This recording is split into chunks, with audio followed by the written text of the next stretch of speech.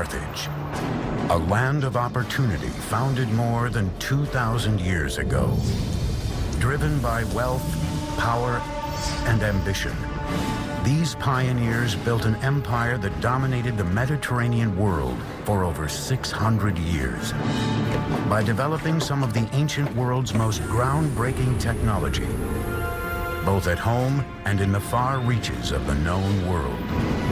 The centerpiece, a massive harbor that held hundreds of warships, the vanguard of antiquity's most formidable navy. These ships are coming up fast. People see them coming. Carthage is here.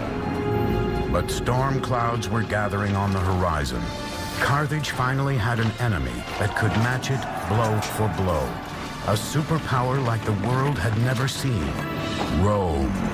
The Romans saw Carthage as a spear pointed at the very heart of Rome. In this to-the-death struggle, only one could emerge victorious. The other would be reduced to rubble.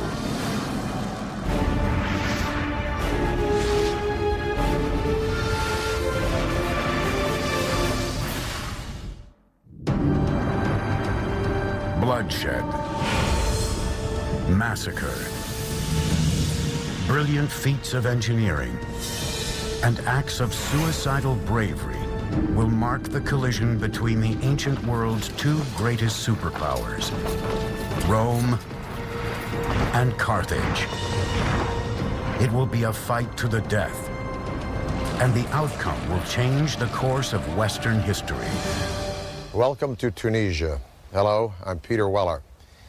When I was a kid, I heard the name Carthage, and I knew it was an ancient city. I didn't know exactly where it was. I'd heard of Hannibal and the elephants crossing the Alps and these famous wars with Rome. And I learned these wars were called Punic Wars, after the Latin word punici, which is what Rome called Carthage. But I had no idea where Carthage was. Well, it was here, in the northern tip of Tunisia, and behind me is the modern capital of Tunis, a city of about 2 million people sitting on the Mediterranean Sea. By the 4th century BC, Carthage was an absolute empire, dominating the Mediterranean with a formidable navy. But the original legend of Carthage starts in the eastern Mediterranean city of Tyre.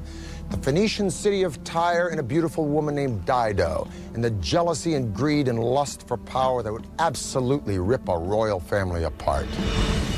Dido was the beautiful daughter of King Matan. Her husband was an ambitious Phoenician who had met an untimely end. He was murdered by her brother, Pygmalion. Terrified for her life, Dido fled across the Mediterranean from her homeland of Tyre to a no-man's land at the northern tip of Africa. There she bargained with the native people to buy as much land as could be covered with the hide of an ox. Clever and cunning, Dido cut the hide into the thinnest of strips, then arranged them to enclose a large section of fertile land. There, under her governing hand, the fantastic Carthage, or new city, would be engineered. When they came to Carthage, sized up the bay, looked at the mountains, looked at the flow of the rivers, looked at a place, the Bursa, which would be a great defensible fortress site, they said, this is it. This is where we will build our city. Dido's settlement, Carthage, quickly prospered. According to legend, tales of its wealth and Dido's beauty spread all the way to Erebus, king of the Moors. Part of Dido's story is this tale of the king of the Libyan natives, Yarbus, who wishes to marry her, but she refuses to do so. According to the storytellers, it's out of love for her assassinated husband, and she climbs onto a self-built funeral pyre and burns herself up. It was here, from her ashes, that one of the greatest empires in the known world would rise. Surrounded by bigger powers and with little land, the Phoenicians of Carthage turned to the sea.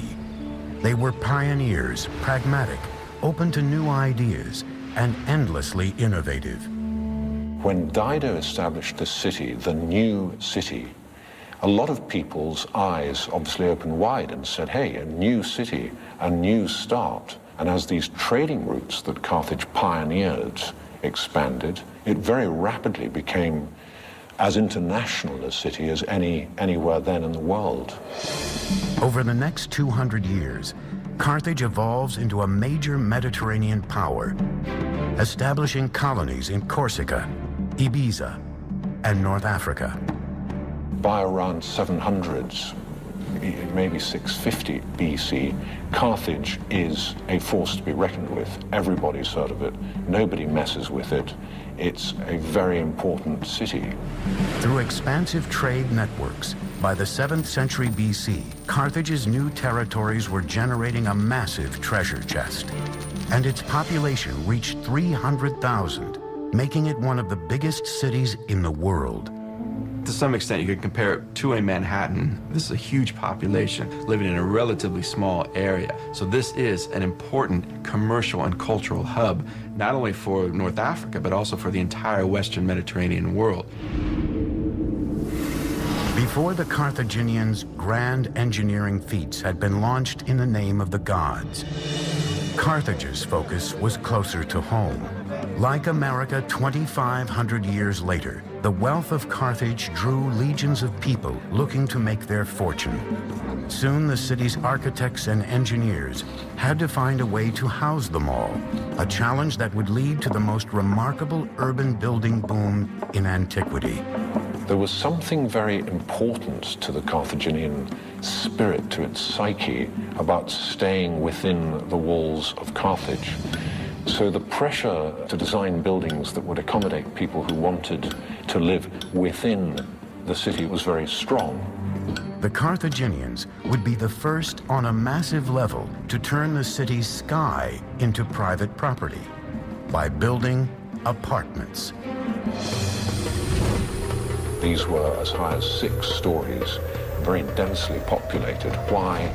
Because people wanted to come to Carthage. It was a successful, happening place. If you wanted to get on in life, you wanted to come to Carthage. To build a city for the ages, first they would need materials with which to build it. The answer was located at El Hawariya on Tunis Bay. There in these remote quarries was a seemingly endless supply of limestone that was both easy to work with and quick to put up. Limestone is the perfect choice for building, and there were limestone depositions geologically in that area, in that basin, very close at hand. Archaeologists speculate that, like the Egyptians before them, the Carthaginians cut each block of stone using the simplest of means: water and wood. After they've chiseled a dotted line channel along the face of a rock, they take a wooden wedge, stick it in there, if it's deep enough, and then wet the wood. And what will happen naturally is the wood will expand with the water, and then it'll naturally crack the stone. The increased pressure from the expanding wood caused the stone to crack in almost perfect lines. From there, workers separated each block using crowbars and other tools. Once the massive blocks of stone were quarried and transported to the city, the Carthaginians used pier and panel style construction to quickly transform Carthage into a dynamic capital. It's very clear that by using stone in the first place, they weren't ready to pick up and go elsewhere. They were looking down the long term. For each metropolis to survive, it needs a constant source of running water. Carthage was no different, so the ancient city engineers turned to cisterns like this. Each cistern was made of a double layer of eggshell, ash, and clay, made the cistern absolutely watertight. Every home enjoyed access to a cistern through a series of pipes and channels. Carthaginians had fully equipped bathrooms with tubs and sinks and even showers years before ancient Rome. And we have clear evidence, way before the foundation of Carthage, of domestic plumbing.